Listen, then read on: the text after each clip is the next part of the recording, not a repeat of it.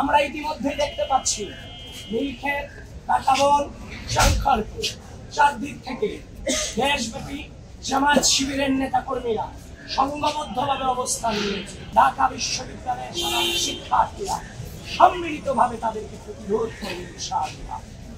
বিশ্বাস করেননি, এখনো করেনি না।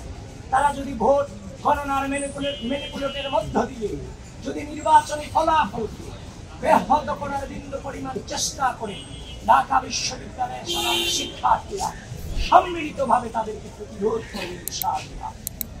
এবং আমরা ইতিমধ্যে দেখতে পাচ্ছি নীলক্ষেত, কাঁটাবন, শঙ্করপুর চারদিক থেকে দেশব্যাপী জামায়াত শিবিরের নেতাকর্মীরা সংঘবদ্ধভাবে অবস্থান নিয়েছে।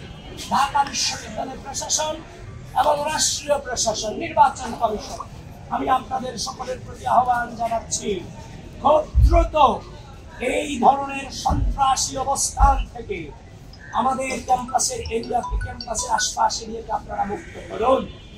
এই ধরনের যোদ্ধাদেহী অবস্থান কোনোভাবেই আমরা গণঅভ্যুত্থান পরবর্তী সময়ে আশা করিনি এবং সেটা রাখিও। সুতরাং আশা রাখছি আপনারা সেই ব্যবস্থাগুলো আপনারা নেবেন। আর এখন যেহেতু ভোট গণনা চলছে, আপনারা আপনাদের জায়গা থেকে সজাগ দৃষ্টি রাখুন, আমরা আমাদের জায়গা থেকে সজাগ দৃষ্টি রাখার চেষ্টা করছি।